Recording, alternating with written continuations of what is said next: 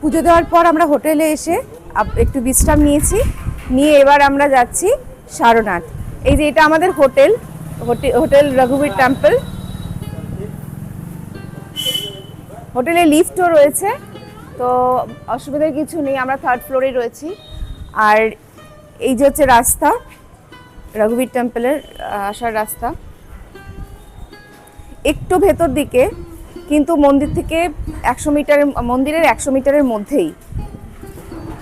জায়গাটার নাম হচ্ছে ঘুংরালি গলি। আপনাদের তো আগেও দেখিয়েছি, ঠিক অপোজিটে, মন্দিরের অপোজিটেই এই রাস্তাটা। তো আমরা এখন বেরোচ্ছি, এখন যাচ্ছি কিছু খাবো, খেয়ে দিয়ে নিয়ে আমরা যাব সারনাথের উদ্দেশ্যে।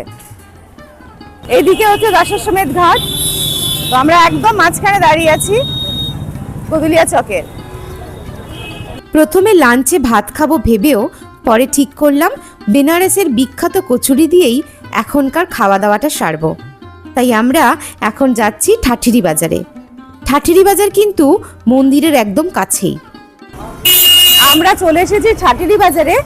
এইখানে রাম ভান্ডার খুব বিখ্যাত কচুরির দোকান, তো সেটা আজকে বন্ধ আছে। তো আমরা এখন এখানে চলে এসেছি সত্যনারায়ণ সুইটসে। তো এদেরও কচুরি পাওয়া যায়, তো আমরা এখান থেকেই কচুরি টেস্ট করে নেব।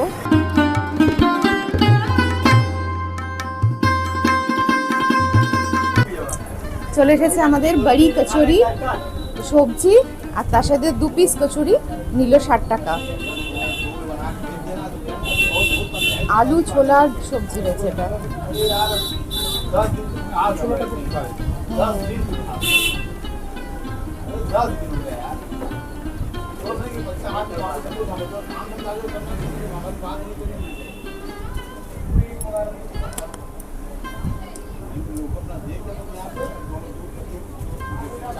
কচুরিটা কিন্তু আটার কচুরি, ভেতরের স্টাফিংটা দেখা যাচ্ছে দেখুন।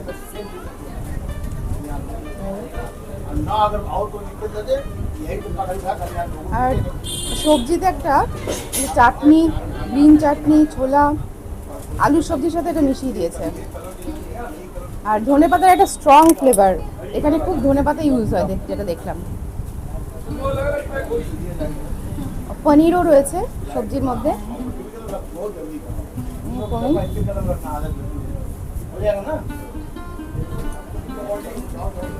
এটা কি ঠিক বুঝতে পারছি না এই জিনিসটা।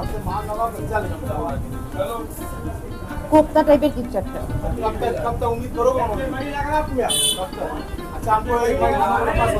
কোপ্তা এর সঙ্গে সবজির সাথে আবার কোপ্তা এর সাথে মিক্স করেছে, ভালো লাগে। আমরা নিয়ে নিয়েছি জিলিপি কচুরির পরে। বেনারসের জিলিপি তো খুবই ফেমাস, খেয়ে দেখি কেমন হয়। ঘিয়ে ভাজা কচুরি, ঘিয়ে ভাজা জিলিপি।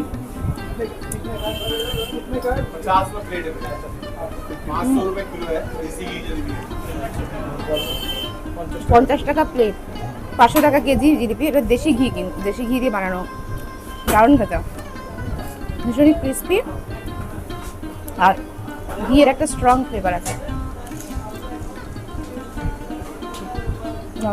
এই দোকানে হরেক রকমের মিষ্টি রয়েছে।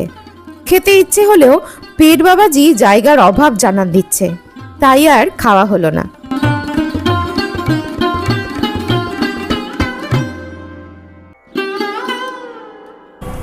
আমরা এখন সারনাথ যাচ্ছি।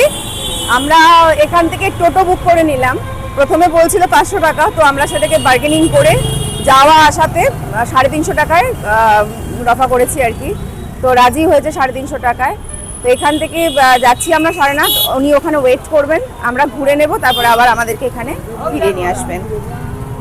আপনারা ঠাঠেরি বাজারের কাছেই ময়দাগিন চক থেকে টোটো পেয়ে যাবেন সারনাথ যাওয়ার জন্য। অবশ্যই দরদাম করে নেবেন।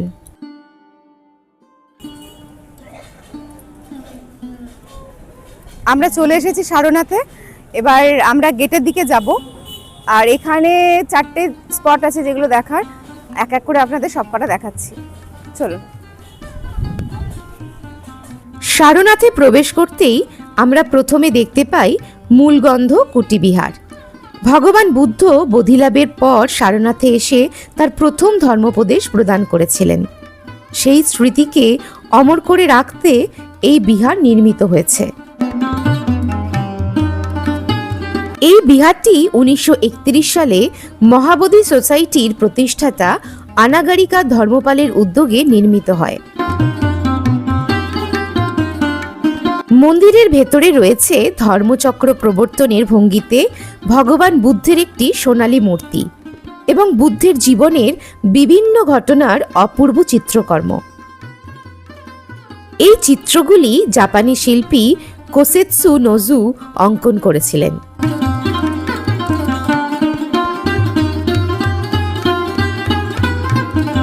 এখানে বুদ্ধের পবিত্র দেহাবশেষ সংরক্ষিত আছে, যা বিশ্বের বিভিন্ন দেশ থেকে আগত বৌদ্ধ তীর্থযাত্রীদের কাছে অত্যন্ত শ্রদ্ধার বিষয়।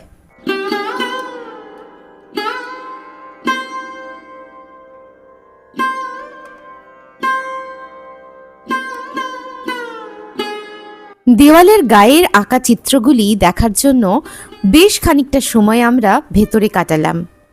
ভেতরে শান্ত পরিবেশ মনের মধ্যে যেন প্রশান্তি এনে দেয়।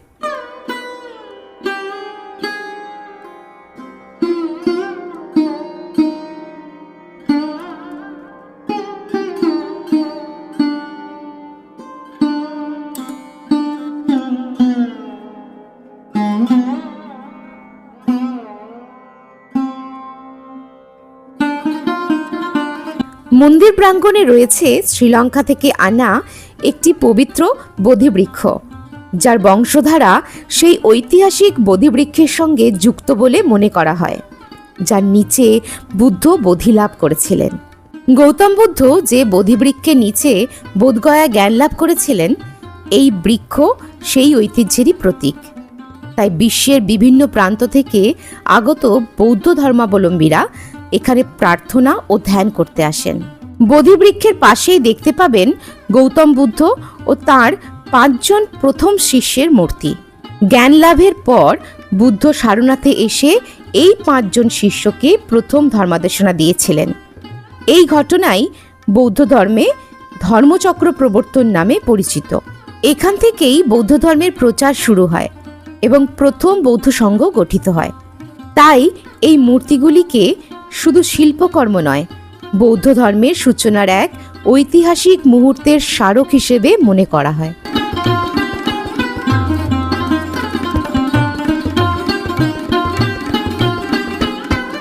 সারনাথ ভ্রমণের আরেকটি আকর্ষণ হলো এখানকার ডিয়ার পার্ক বা হরিণ উদ্যান।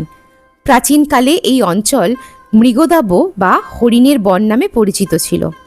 বিশ্বাস করা হয় গৌতম বুদ্ধ যখন এখানে প্রথম ধর্মাদেশনা দেন, তখন এই এলাকাটি হরিণে ভরা একটি শান্ত বনভূমি ছিল।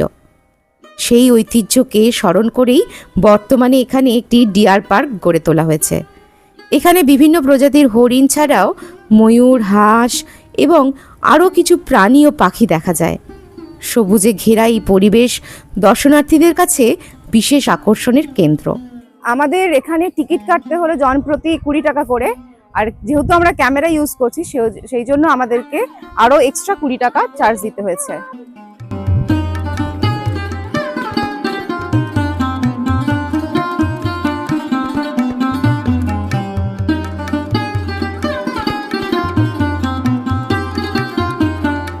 সজারু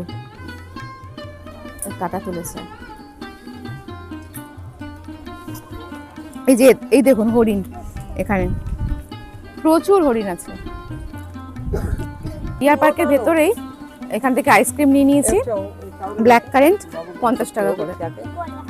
এখানে কোন পাওয়া যায় না, কাপেতেই দিচ্ছে এখানে। বৌদ্ধ বিহারের পাশাপাশি এখানে দেখতে পাবেন এই জৈন মন্দিরটি, যেটি একাদশ তীর্থঙ্কর শ্রী শ্রেয়াংশনাথের জন্মস্থান হিসেবে মনে করা হয়। এছাড়াও এখানে দেখে নিতে পারেন মৈত্রী বুদ্ধা টেম্পল। সুপায় ঢোকার জন্য আমাদের এখানে এন্ট্রি ফিস লাগছে 25 টাকা করে জনপ্রতি। তো আমরা এখানে অফলাইন টিকিট কেটে নিয়েছি, তবে আপনারা চাইলে অনলাইন টিকিটও কাটতে পারেন। ওখানে কিউআর স্ক্যান কোড রয়েছে, ইউপিআই এর মাধ্যমে আপনারা টিকিট কেটে নিতে পারেন। চলুন আমরা ওই যে মেন গেট দেখা যাচ্ছে, আমরা ওখান থেকে প্রবেশ করব।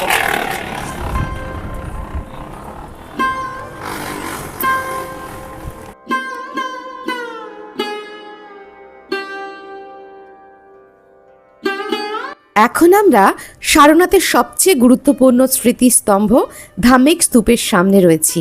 ধামেক স্তূপের ইতিহাস প্রায় 2300 বছরেরও বেশি পুরনো। মৌর্য সম্রাট অশোক খ্রিস্টপূর্ব 3য় শতকে বুদ্ধের স্মৃতির উদ্দেশ্যে এখানে একটি স্তূপ নির্মাণ করেন।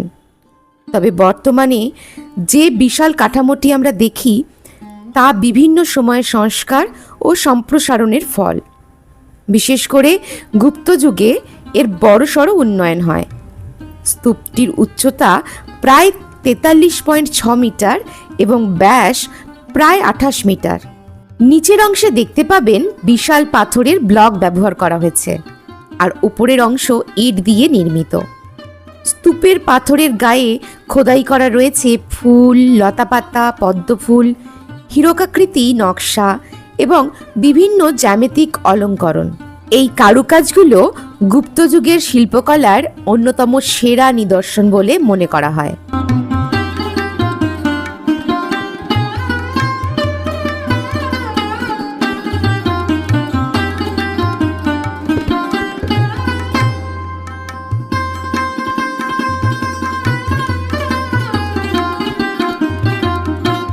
ধামেক নামটি সম্ভবত সংস্কৃত ধর্মোপদেশক বা ধর্মিক শব্দ থেকে এসেছে, যার অর্থ ধর্মের সঙ্গে সম্পর্কিত।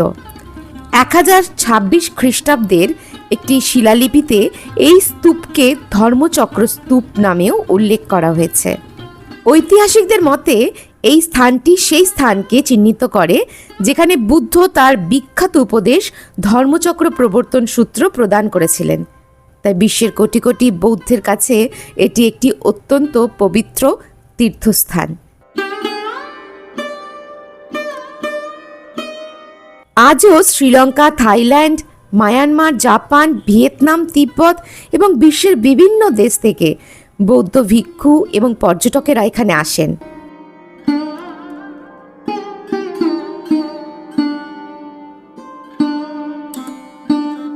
ধামেক স্তূপ শুধু একটি প্রাচীন স্থাপত্য নয়, এটি মানবজাতির কাছে শান্তি, অহিংসা, করুণা এবং জ্ঞানের বার্তা বহন করে চলেছে প্রায় 2000 বছরেরও বেশি সময় ধরে।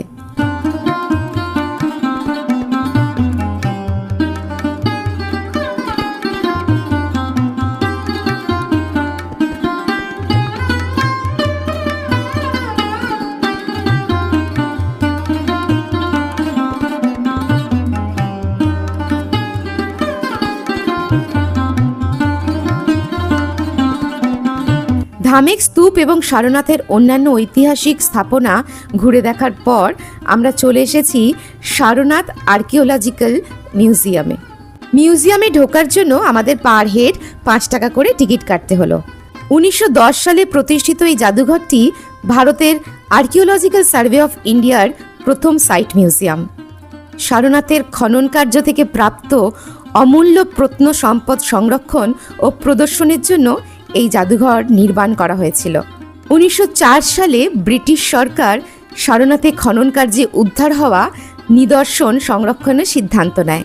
প্রত্নতত্ত্ববিদ স্যার জন মার্শালের উদ্যোগে জাদুঘরের পরিকল্পনা করা হয় এবং 1910 সালে এর নির্মাণ সম্পূর্ণ হয়। মিউজিয়ামের স্থাপত্য এমনভাবে তৈরি করা হয়েছে যা একটি প্রাচীন বৌদ্ধ বিহারের আদলে নির্মিত বলে মনে করা হয়। বর্তমানে এই জাদুঘরে 6000-এরও বেশি ভাস্কর্য, মূর্তি, শিলালিপি এবং বিভিন্ন প্রত্নবস্তু সংরক্ষিত রয়েছে। খ্রিস্টপূর্ব 3য় শতক থেকে শুরু করে দ্বাদশ শতক পর্যন্ত সময়ের বহু নিদর্শন এই সংগ্রহশালায় প্রদর্শিত হচ্ছে। তবে এই মিউজিয়ামের সবচেয়ে বড় আকর্ষণ কি জানেন? সম্রাট অশোকের সিংহস্তম্ভের শীর্ষভাগ বা লায়ন ক্যাপিটাল। প্রায় 2300 বছর আগে নির্মিত এই ভাস্কর্যটি একখণ্ড বেলে পাথর কেটে তৈরি করা হয়েছিল। 4টি সিংহ পিঠে পিঠ মিলিয়ে দাঁড়িয়ে আছে, যা শক্তি, সাহস এবং ধর্মের প্রসারের প্রতীক হিসেবে বিবেচিত হয়। আজকের ভারতের জাতীয় প্রতীক এই লায়ন ক্যাপিটালের আদলেই তৈরি। এছাড়া ভারতের জাতীয় পতাকার মাঝখানে থাকা অশোক চক্র এই স্তম্ভের ধর্মচক্র থেকে অনুপ্রাণিত। তাই বলা যায় সারনাথ মিউজিয়ামে সংরক্ষিত এই নিদর্শন শুধু বৌদ্ধ ইতিহাসের নয়, সমগ্র ভারতের জাতীয় পরিচয়েরও একটি গুরুত্বপূর্ণ অংশ।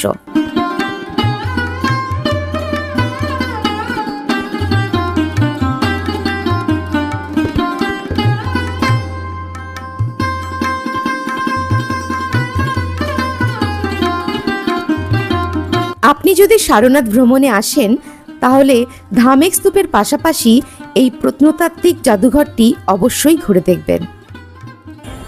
আমাদের টোটোওয়ালা আমাদেরকে সারনাথ থেকে আবার আমাদেরকে নামিয়ে দিয়েছিল ম্যাগাগিন চকে।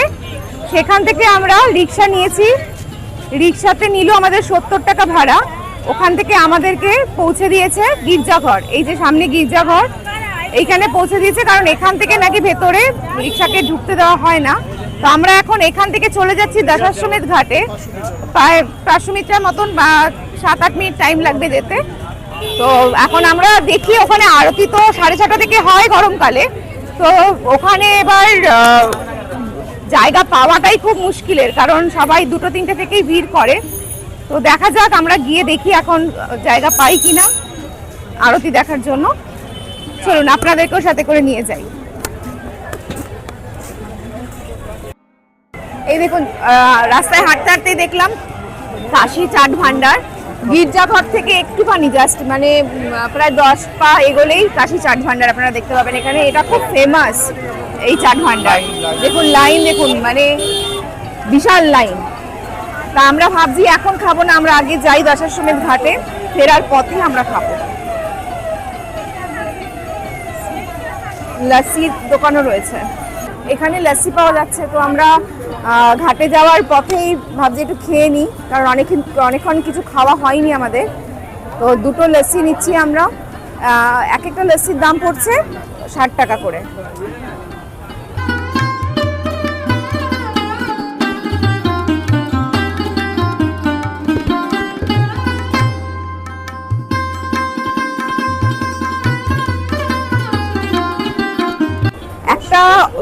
একটা অবাক কাণ্ড দেখুন, আমরা যখন লস্যি খাই আমাদের কি হয় যে এমনি দেয়, কিন্তু এখানে এতটাই ঘন, তার জন্য দেখুন একটা করে কাঠের চামচ দিয়েছে, ওপর দিয়ে ড্রাই ফ্রুটস দিয়েছে, আর একটা ওপরে একটা কালারফুল কিছু দিয়েছে, এটা বুঝতে পারছি না কি জিনিস, এটা কিছু সিরাপ টাইপের কিছু দিয়েছে,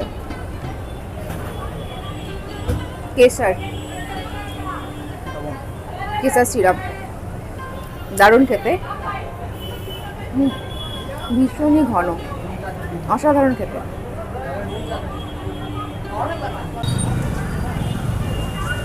আমরা এখন রয়েছি গদুলিয়া চকে। আমরা ওইদিকে হচ্ছে কাশী বিশ্বনাথ মন্দির, আর ঠিক এই দিকে রাস্তা হচ্ছে আপনার দশাশ্বমেধ ঘাট। আমরা এলাম গির্জাঘরের ওই দিক থেকে, উল্টো দিক থেকে। প্রচন্ড ভিড়, সকালবেলা যেমন দেখেছিলাম রাস্তা ফাঁকা, এখন প্রচন্ড ভিড়, মানে রাস্তায় হাঁটা যাচ্ছে না, এতটাই ভিড়।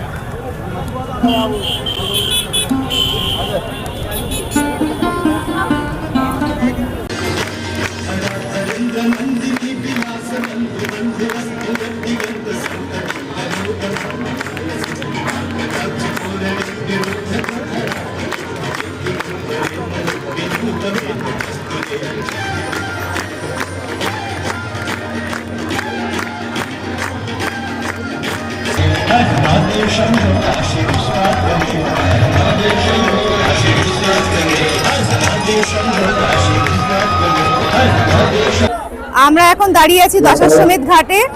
আমরা এখানে এখন জল প্রচন্ড বেশি, তাই জন্য এখন ওপরে হচ্ছে আরতি। তো এখান থেকে তো আরতি দেখা যাচ্ছে না, তাই জন্য আমরা চলে গিয়েছিলাম বোটে। ডাবল ডেকার বোটেতে আমাদের চার্জ পড়লো পার হেড 200 টাকা করে, আর যেগুলো নিচে ছোট বোট সেগুলোতে পড়েছে 100 টাকা করে। কিন্তু আমরা ওটাতে যাইনি, কারণ ওখান থেকে যেহেতু উঁচু জায়গাতে আপনার আরতি হচ্ছে, সেহেতু আমরা ওখানে না বসে আমরা ডাবল ডেকারেই গিয়েছিলাম, সেখান থেকে ভালো দেখা যাবে বলে। তো এতক্ষণ আরতি হলো, এই জাস্ট শেষ হয়েছে। দেখুন প্রচন্ড ভিড়। দশাশ্বমেধ ঘাটের পাশেই রয়েছে গঙ্গা মন্দির। যে দেখুন গঙ্গা মন্দির এখানে দেখা যাচ্ছে, এরই ঠিক ওপরটাতে আরতি হচ্ছিল এতক্ষণ। প্রচন্ড জল, তাই জন্য ওখানে আরতি করা যাচ্ছে না। ভিড় অসম্ভব ভিড়, তাও তো অনেকটা ক্লিয়ার হয়েছে, কিন্তু ভীষণ ভিড়, এখানে হাঁটা যাচ্ছে না প্রায়। আচ্ছা, আমরা এখন রয়েছে দশাশ্বমেধ ঘাটের কাছেই একটা হোটেলে, যেখানে আমরা এখানে বাঙালি খাবার পাওয়া যায়। তো আমরা একটা থালি নিয়েছি যেটা 130 টাকা, মোটামুটি খাবার মানে খাওয়া যায় আর কি। তো আমরা একটাই থালি নিয়েছিলাম, কারণ আমাদের আবার চাট খেতে হবে, তো পেট বেশি ভরে গেলে খেতে পারবো না, সেই জন্য আমরা একটাই থালি নিয়েছি। আর ছিল ভাত, ডাল, আলু ভাজা, উচ্ছে ভাজা, তার সাথে পোস্ত আর ছোলা আলু দিয়ে একটা তরকারি, পাঁপড় ভাজা আর আচার, এই জিনিসগুলো ছিল। তো ঠিক আছে, নর্মাল খাবার। চলুন এবার আমরা যাব হচ্ছে কাশী চাট ভান্ডারে। আমরা চলে এসেছি কাশী চাট ভান্ডারে, কিন্তু ভিড় খালি দেখুন, কখন চান্স পাবো জানি না। আমার মনে হয় যে ঘাটে আরতি শেষ হওয়ার পরে সব লোক বোধহয় এদিকেই ছুটে এসেছে। তো দেখা যাক, ভেতরে জায়গা তো নেই একদমই, বাইরেও প্রচন্ড ভিড়, প্রচন্ড লাইন। ভেতরে যদি জায়গা না পাই তাহলে বাইরে দাঁড়িয়েই খেতে হবে। আমরা ওপরে ওঠার জায়গা পেয়েছি, ওপরে উঠে এসেছি এখানে। তো আমাদের চলে এসেছে টমাটার চাট, এই যে দেখুন, আরেকটা দিয়েছি আলু টিক্কি চাটের অর্ডার দিয়েছি। তো দেখি তারপরে এগুলো খেয়ে পেটে কতটা জায়গা থাকে। হ্যাঁ, আলু টিক্কি চাট। তো এটার পরে কতটা জায়গা থাকে এগুলো খাওয়ার পরে, সেই অনুযায়ী আমরা আবার অর্ডার দেবো।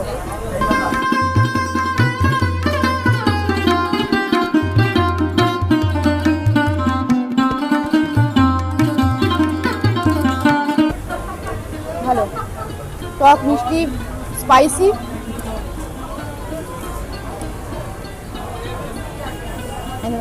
এখানে পনিরও দেওয়া রয়েছে, ছোট ছোট, এগুলো বোধহয় সম্ভবত ছোট ছোট নিমকি টাইপের কিছু।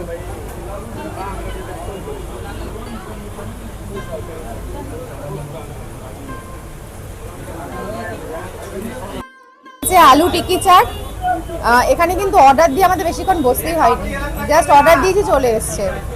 আর ভেতরটাও মানে সুদিং একটা ওয়েদার, খুব ভালো লাগছে, এসি আছে এবং সাথে মানে হাওয়া যথেষ্ট ঠান্ডা ওয়েদার।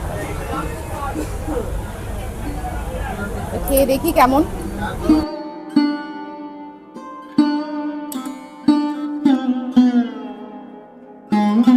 আলু টিক্কি, তার সাথে বিভিন্ন রকমের চাটনি দিয়েছে, ধনের চাটনি, ধনে পাতার চাটনি আছে, তেঁতুলের চাটনি আছে, আর তার সাথে দই আছে, আর বিভিন্ন নিমকি, ধরুন নিমকি আছে, ধরুন ওপরে গার্নিশিংয়ের জন্য এখানে দিয়েছে হচ্ছে পেঁপে আর গাজর।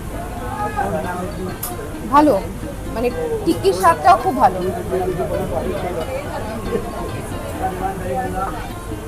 টমেটো চাট আর টিক্কি চাট খাওয়ার পর পাশের টেবিলে দেখলাম সামোসা চাট খাচ্ছে, তাই দেখে আমরাও অর্ডার দিলাম সামোসা চাট।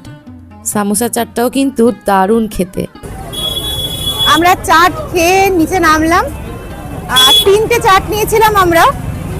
3টে চাট 3 রকমের, মানে 3 রকমের টেস্ট, এই নয় যে একটার সাথে আরেকটার সিমিলারিটি খুব বেশি।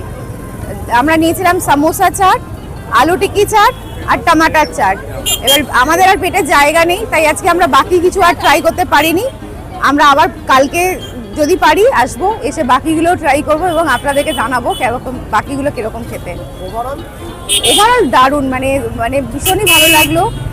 আর ওপরটা কিন্তু বেশ হালকা, মানে খুব বেশি ভিড় দেখলাম, নিচটায় ভীষণ ভিড়। আর ওপরটা এসি চলছে, হাওয়া আছে, ঠান্ডা, ওখানে বসার জায়গা আছে, নিচেও বসার জায়গা আছে, তবে ওপরটা আমার মনে হলো বেশি কমফোর্টেবল। আর অনেকে দাঁড়িয়েই খাচ্ছে এখানে, তো আমি বলবো যে ওপরে উঠে যদি বসে খান আরও বেশি শান্তি করে খেতে পারবেন। এবার আমরা ফিরছি আমাদের হোটেলের উদ্দেশ্যে, চলো।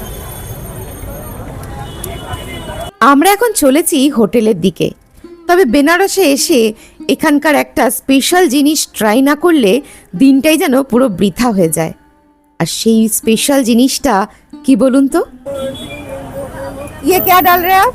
नारियल? ये नारियल है, ये पान है, कत्था चूना लग गया, ये सब तड़का है, मीठा पान का मसाला है।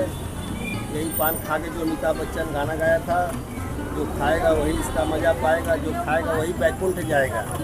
क्योंकि अमिताभ बच्चन का गाना सुनने के बाद लोगों के मन में ये भावना जाग गई कि हमें भी पान खा के अपना दिमाग का ताला खोलना है। और हमारे भोलेनाथ का प्रिय आइटम है पान, भांग, गंगा स्नान करने वाले कभी रोगी नहीं होते, अब मस्त रहते हैं और बैकुंठ का मार्ग काशी से सीधा जाता है। इसलिए पान खाने के बाद भोलेनाथ का प्यार आपको जरूर मिलेगा। क्योंकि अमिताभ बच्चन हो गया कब, जब बनारस का पान खाया तब। और ये नेचुरल आइटम है, ये वाला क्या दे रहे हैं? ये नेचुरल आइटम है, ये सब हर्बल आइटम है। ये गुलकंद गुलाब की पंखड़ियों से बनता है। अच्छा, ये केसर की चटनी है जो हमारी दिमाग की इंद्रियों को शक्ति देता है। सुपारी रहेगा बच्चा? सुपारी नहीं रहेगा?